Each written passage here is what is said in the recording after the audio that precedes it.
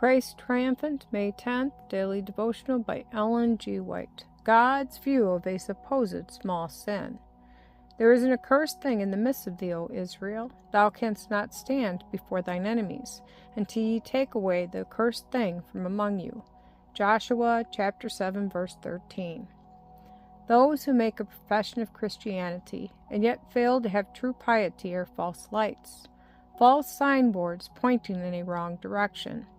They fail to bring the principles of the truth they profess to believe into their life practices, and regard their sins and errors as trifling things.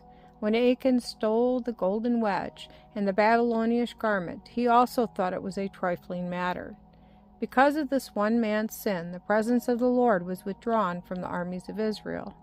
The Lord would not serve with their sins. When the children of Israel went up against Ai, they were defeated. When they came back in disgrace, overcome by the enemy, Joshua rent his clothes and fell to the earth upon his face before the ark of the Lord until the eventide.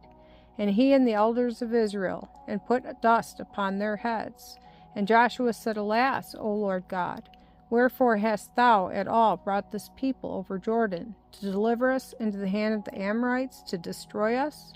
Would to God we had been content and dwelt on the other side Jordan?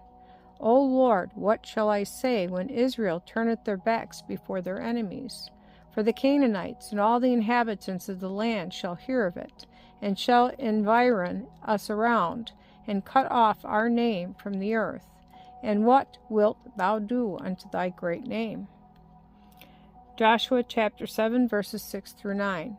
You can see by the prayer of Joshua, if you have a spiritual discernment, that which was esteemed by Achan as a very little thing was the cause of great anguish and sorrow to the responsible men of Israel. Achan, the guilty party, did not feel the burden. He took it very coolly. Before the people had gone to take Jericho, they had been instructed what course to pursue. Joshua had said, The city shall be accursed, even it and all that are therein.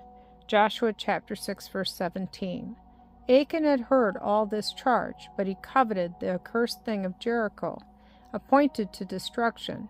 He was even ready to steal the gold and silver that were to be consecrated to God and put them into the treasury of his house.